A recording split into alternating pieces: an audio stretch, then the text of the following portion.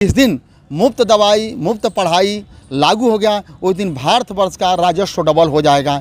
ये सब सरकार की नीति है कि सरकारी स्कूलों में पढ़ाई न हो ताकि किसी तरीके से उसे बंद करके और जो बड़े बड़े लोग हैं एक एक मंत्री हैं जिनके पास 3-3 400 स्कूल हैं उनको लाभ पहुंचाया जाए।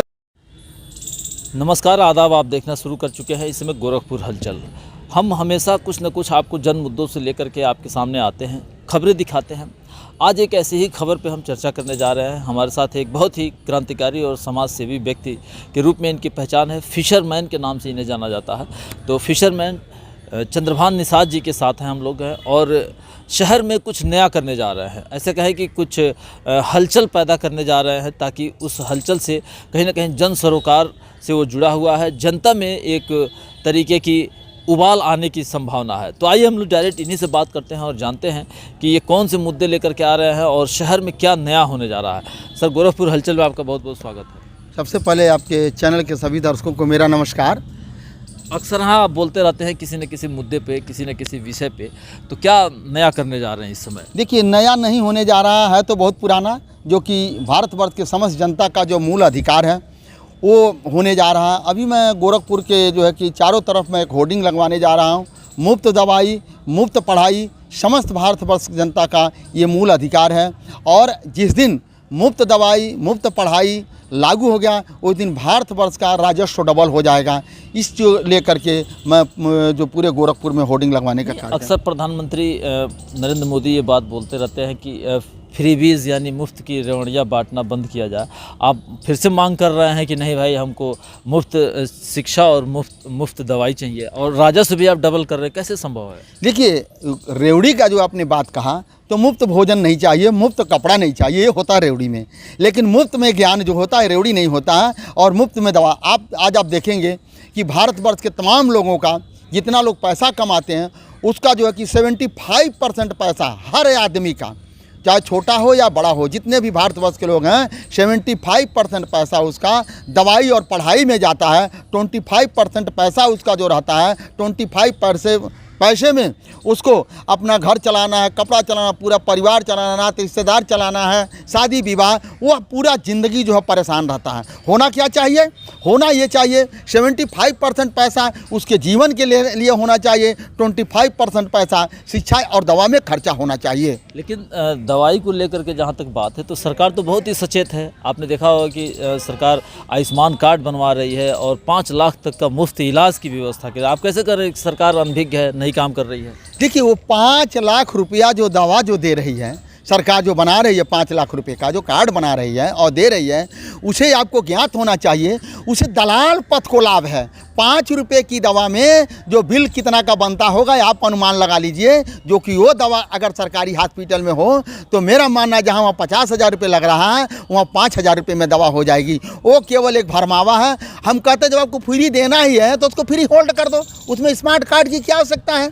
कोई आवश्यकता नहीं है। नहीं, पहचान कैसे होगा कि कौन व्यक्ति उसके लिए एलिजिबल है और कौन नहीं? ऐसे तो सारे लोग भिड़ जाएंगे। सभी के लिए होना चाहिए भाई मेरे, सभी के लिए होना चाहिए, चाहे वो भले सक्षम हो, चाहे भले वो सक्षम हो, सभी के लिए, समस्त भारतवर्ष की जनता को मुफ्त दवाई मुफ्त पढ़ाई जिस दिन उपलब्ध हो गया, भारत को विश्व गुरु बनने से कोई माई का लाल दुनिया में पैदा नहीं है, रोक ले और भारत की एक दुनिया में एक पहचान हो जाएगी। आप देखेंगे कई देश ऐसा है जहाँ पर लोगों को, भारत के लोगों को, रसिया जाकर दे भारत के लोगों को मुफ्त जो है कि पढ़ाई दे रही है, मुफ्त शिक्षा दे रही है, केवल रहने खाने का पैसा लगता है। तो वो विकसित कंट्री हैं, इसके साथ ही साथ उनकी जनसंख्या कम है, उनके खर्चे बहुत कम है। भारत की तुलना में आते हैं भारत दुनिया का सबसे बड़ा जनसंख्या वाला देश है, तो कहाँ ये पॉसिबल है?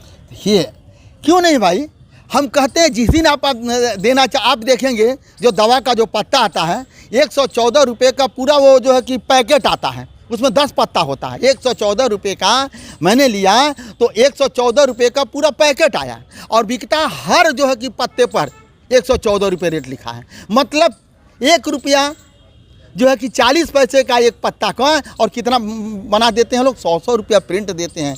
ये किसका फायदा? ये दलाल पथ लोगों का फायदा है। नहीं, सरकार दूसरी तरफ एक विकल्प भी लेकर के आई है। आपने देखा होगा जेनरिक औषधियाँ मिल रही हैं। जन धन योजना के तहत देख लीजिए कि आप बहुत जगह प्रधानमंत्री जन औषधि केंद्र खुले हुए हैं, तो वहाँ तो सस्ती दवाइयाँ मिल रही हैं। देखिए, हम कहते हैं उसकी ज़रूरतें क्या है, वो तो एक भरमावा, उसकी ज़रूरत क्या है? आप सीधे हॉस्पिटल में जाइए, आप दिखाइए और दवा लीजिए, वो चीज़ चाहिए। अभी आप देखेंगे, मैं सरकार की नाकामी मैं आपको बताता हूँ, उत्तर प्रदेश सरकार की। आप कोई भी स्वास्थ्य मंत्री किसी भी हॉस्पिटल में नहीं गया होगा, आप सुने नहीं आज तक होंगे कि स्वास्थ्य मंत्री जाकर के सरकारी हॉस्पिटल में किसी में छापा मारे, ये आप नहीं सुने होंगे। और जो सरकारी हॉस्पिटल के सामने जितने मेडिकल स्टोर खुले हुए हैं, वो चिल्ला चिल्ला कर ये कह रहे हैं दवा तो सरकार नहीं देती है, दवा तो हम देती है। सरकार अगर दवा देती तो मेडिकल स्टोर की क्या आवश्यकता थी? कोई आवश्यकता नहीं है।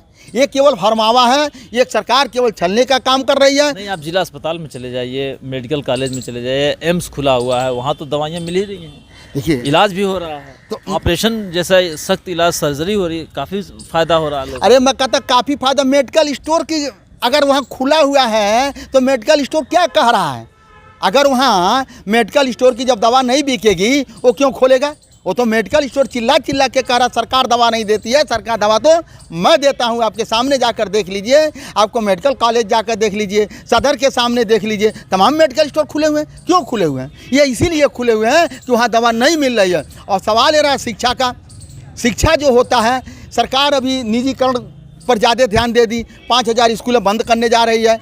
ये सब सरकार की नीति है कि सरकारी स्कूलों में पढ़ाई न हो, ताकि किसी तरीके से उसे बंद करके, और जो बड़े बड़े लोग हैं, एक एक मंत्री हैं जिनके पास 3-3, 400 स्कूल हैं, उनको लाभ पहुंचाया जाए। ये सरकार की मूल नीति है कि आम पब्लिक, मिडिल क्लास और लोअर क्लास के लोगों को शिक्षा से वंचित कर दिया जाए, उन्हें निचले स्तर पर ला के छोड़ दिया जाए, उनको सोचने समझने की क्षमता को ख़त्म कर दिया जाए, उनको मजदूर बना दिया जाए, मेहनतकश बना दिया जाए। नहीं, 2047 तक भारत को विकसित राष्ट्र बनाने का संकल्प लिया जा रहा है, तो क्या पता वो इसी की एक कड़ी हो कि हम अधिक से अधिक गुणवत्तापूर्ण शिक्षा लाएं, गुणवत्तापूर्ण व्यवस्था लाएं, तो चीज़ें हमारे हैंड में हो जाएंगी। देखिए, अभी आप ये कहेंगे शिक्षा का अधिकार सभी को एक बराबर है, चाहे रोडपति हो या करोड़पति हो, सभी को एक बराबर है। लेकिन सरकार कैसे दे रही शिक्षा? जिसके पास जैसा पैसा वैसा शिक्षा दे रही है। तो शिक्षा का अधिकार कहाँ मिला? जिसके पास खाने का रोटी नहीं, पहनने का कपड़ा नहीं, रहने का घर नहीं है, उसको शिक्षा कैसे मिलेगा? इसके बारे में कभी सरकार ने ये सोचा? इसके बारे में नहीं सोचा। मिड डे मील चला रही है, भोजन अवकाश दे रही है, 5 किलो अनाज तो जो है कि लंबे वर्षों तक के लिए फ्री कर दिया गया। जनता के पक्ष में सरकार सोच रही है। नहीं नहीं नहीं नहीं, ये विकलांग बनाने का कार्य हो रहा है। ये लॉलीपॉप, यही लॉलीपॉप देने के लिए काम हो रहा है। यानी सिरिंज लगा करके खून को धीरे धीरे पर डे चूसने का कार्य कर रही है। आप शिक्षा से वंचित करके आप तर्कशील न बने, किसी से तर्कशील बन जाएंगे तो आप अपना हक अधिकार की लड़ाई करेंगे। इसीलिए सरकार क्या कर रही है? आपको एक आप फिल्म देखे होंगे, अमरीश पुरी है। अमरीश पुरी जब जाता है, उसके साथ और भी लोग जाते हैं, तो क्या कहते हैं उसके दलाल कि सर अंगूठे का निशान ले लो। क्या कहता है? अभी और खाने की आदत पड़ने दो, तब अंगूठे का निशान लेंगे। तो सरकार वही कर रही है, खाने की फ्री में आदत डाल रही है, उसके बाद सबको हथकड़े से काट देगी, सबका अंगूठा काट लेगी, सब लोग मजबूर हो जाएंगे, विकलांग बन जाएंगे, और सरकार जैसे बड़े बड़े पूंजीपति लोग चलाएंगे वैसे लोगों को चलना पड़ेगा। ये मजबूरी हो जाएगी एक दिन आने वाला कल। अभी जो होर्डिंग लगाने की आप बात कर रहे थे, तो कब से इसकी तैयारी करना है? बस 1-1.5 महीने से अंदर होगी तैयारी मेरी। तो क्या सड़कों पे उतर कर प्रदर्शन करेंगे या कुछ और विशेष तैयारी है? देखिए, प्रदर्शन हम नहीं करेंगे, लेकिन समस्त भारतवर्ष में जाकर के मैं घूम करके समस्त भारतवर्ष के लोगों को ये मैं अपनी बात को रखूंगा, लोगों को जगाऊंगा कि आपका जो संपूर्ण अधिकार है शिक्षा और स्वास्थ्य आपको फ्री मिलना चाहिए। चाहे कोई रोडपति हो, चाहे कोई करोड़पति हो, एक क्वालिटी की शिक्षा मिले, एक क्वालिटी की दवा हो, उसमें कोई मानवता के आधार पर कोई मतभेद ना हो। चलिए, हमसे बात करने के लिए बहुत बहुत धन्यवाद। तो ये हमारे साथ रहे फिशरमैन चंद्रभान निषाद जी, जिन्होंने एक साथ कई मुद्दों को उठाया, लेकिन जो सबसे प्रमुख और विषय इन्होंने चुना वो ये है मुफ्त दवाई और मुफ्त शिक्षा को लेकर के। ये जाहिर सी बात है कि शिक्षा पे अगर आज काम किया जाए तो जो भारत की साक्षरता दर 74% पहुंची है, मुझे लगता है कि और ज़्यादा बढ़ेगी, और जितना भारत साक्षर होगा उतना ही ज़्यादा मजबूत होने का जो 2047 का सपना है उसको हम पूरा करने में मददगार हो पाएंगे। अब देखते हैं कि सरकार इनकी मांगों पर कितना ध्यान देती है। फिलहाल इतना तो ज़रूर है कि एक नए तरीके का विमर्श गोरखपुर से शुरू होने जा रहा है चंद्रभान निषाद फिशरमैन के तरफ से। तब तक बने रहें, आगे की खबर हम आपको फिर दिखाएंगे। धन्यवाद।